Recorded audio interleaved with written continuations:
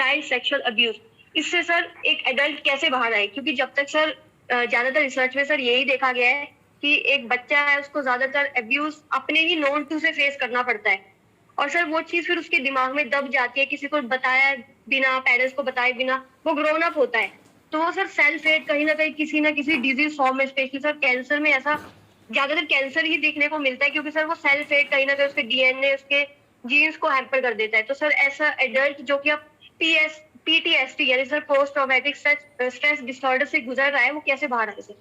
Ideally क्या होना चाहिए कि एक पेरेंटिंग सिस्टम ऐसा होना चाहिए कि जहां भी ऐसा कुछ हो या ऐसा कुछ होने से पहले ही पेरेंट्स को बार बार अपने बच्चों को बोलना चाहिए। आजकल तो बेसिकली स्कूल्स में भी सिखाते हैं गुड टच बैड टच, तो ये स्कूल्स में भी होना चाहिए, पेरेंट्स के लेवल पे भी होना चाहिए आइडियली। क्योंकि इस प्रॉब्लम के दो एस्पेक्ट्स है, एक है जो हो चुका है जिनके साथ में, उसकी मैं अभी बात करता हूं, लेकिन एक है कि आगे ऐसा ना हो उसके लिए हम क्या कर सकते हैं। तो एज पेरेंट्स हमारी ये रिस्पॉन्सिबिलिटी बनती है कि अपने बच्चों को ये बात बताई जाए, और ये नहीं कि सिर्फ लड़की को बताई जाए, लड़के को भी बताई जाए, क्योंकि ऐसा कुछ जरूरी नहीं है कि सिर्फ लड़कियों के साथ ही होता है, लड़कों के साथ भी हो सकता है। सो द पॉइंट इज कि बच्चों को प्रॉपर्ली अवेयर कराया जाए कि देखो ऐसा होता है, इस तरह का गुड टच होता है, इस तरह का बैड टच होता है, और अगर कोई भी तुम्हारे प्राइवेट पार्ट्स पे अगर टच करता है या किसी भी तरह से तुम्हें थोड़ा सा भी लगता है तो इमीडिएटली आकर के हमको बताना, हम एक्शन लेंगे। दैट इज वन, कि पेरेंट्स की और बच्चों की रेपो ऐसी होनी चाहिए कि बच्चा सेफ फील करे, उसको ये लगे कि हाँ मैं अपने पेरेंट्स से जाकर के कोई भी बात कर सकता हूं। बच्चा भी डायरेक्टली नहीं बोलेगा, इनडायरेक्टली हिंट देगा, उसके बिहेवियर में चेंजेस आएंगे, तो पेरेंट्स को ऑब्जर्व करना होगा। तो one role is of parents, second role is of teachers, school system, education system. अब तीसरा एस्पेक्ट आता है इस प्रॉब्लम का, वो है वो बच्चा जिसके साथ में ऐसा कुछ हो गया है और अब वो बच्चा बड़ा हो गया है, तो अब वो उससे कैसे डील करे, क्योंकि वो मेमोरीज बार बार उसको हॉन्ट करती है, अंदर आएगी तो बार बार वो माइंड में रीप्ले होगा, तो वो उससे कैसे बाहर आएगा या आएगी। उसका तरीका ये है कि उसको अपने आप को ये बोलना है कि वो जिसके साथ में ये सब हुआ था, that was a different person.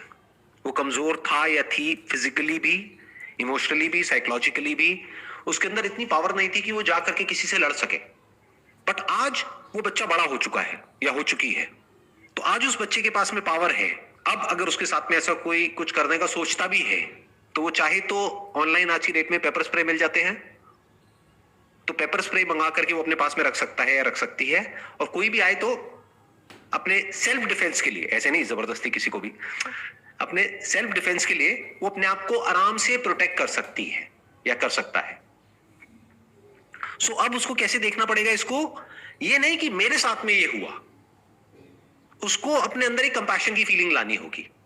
उसको काउंसलिंग की जरूरत है, या तो बाहर से कोई बैठ करके 1-on-1 काउंसलिंग करे, या फिर वो खुद अपनी काउंसलिंग करे। वो खुद अपने माइंड में अपने आप को इस तरीके से देखे कि वो जो हुआ वो मेरे साथ में नहीं हुआ, वो एक बच्चे के साथ में हुआ, और वो अकेले उस बच्चे के साथ नहीं हुआ, और भी बहुत बच्चों के साथ हुआ। तो फ्यूचर में किसी बच्चे के साथ ऐसा ना हो, तो उसके लिए मैं क्या कर सकता हूं, दैट इज नंबर 1। 2, कि now I am a different person, I am not the same person anymore.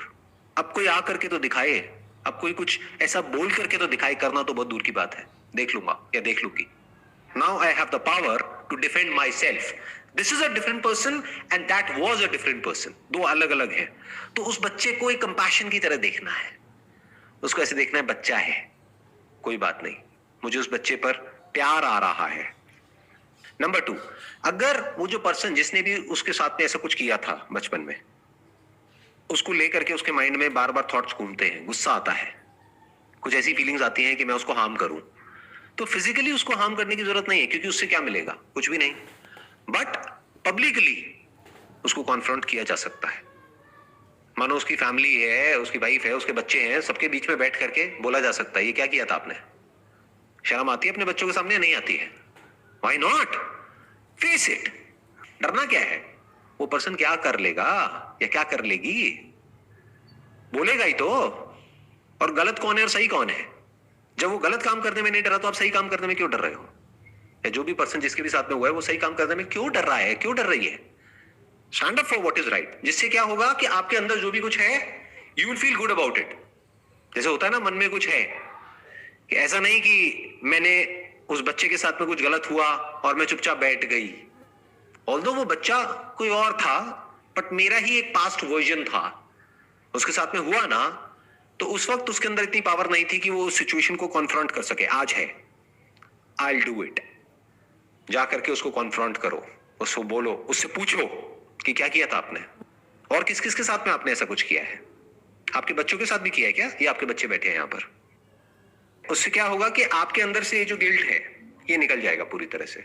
मतलब उससे क्या होगा कि ये जो एंगर आपके अंदर पनप रहा है ना, एक बार इस सिचुएशन को आपने फेस कर दिया तो वो हमेशा के लिए निकल जाएगा।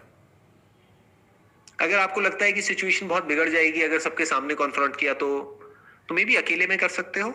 साथ में अपना पेपर स्प्रे रखना कि अगर सिचुएशन बिगड़ती है तो you have something to defend yourself.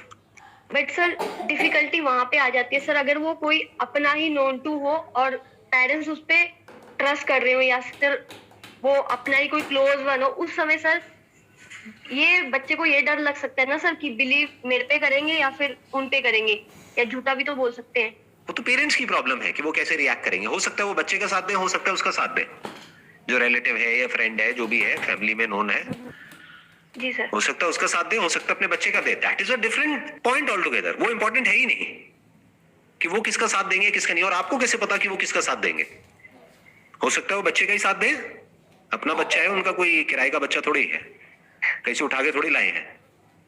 जैसे बोलते नहीं है कि तुम्हें तो बचपन में जैसे भाई बहन आपस में मजाक करते हैं कि तुझे ना कूड़ेदान से उठा करके लाए थे जो मम्मी पापा थे, राइट? तो ऐसे थोड़ी कि कूड़ेदान से लाए हैं उसको। अपना बच्चा है तो उसी का साथ देंगे ना पेरेंट्स, तो किसी और का क्यों देंगे? बट फिर भी मान लेते हैं एक बार को उसका भी देते हैं, तो that's the problem of the parents and that person.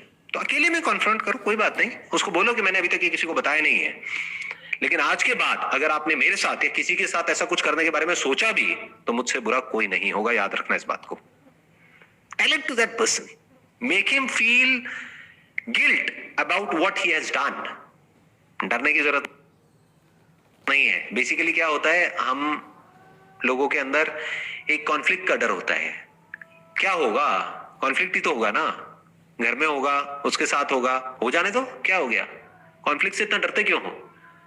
अंदर भी जो कॉन्फ्लिक्ट ही चल रहा है, उससे बड़ा कॉन्फ्लिक्ट होगा क्या बाहर? अंदर क्या चल रहा है सुबह से रात तक? ये कॉन्फ्लिक्ट ही तो चल रहा है ना। ये रिजेंटफुल फीलिंग्स, एंगर, फ्रस्ट्रेशन, ये सब क्या है? ये कॉन्फ्लिक्ट ही तो है। तो बाहर भी कॉन्फ्लिक्ट होगा, हो जाने दो, उससे बड़ा थोड़ी होगा। संभाल लेंगे।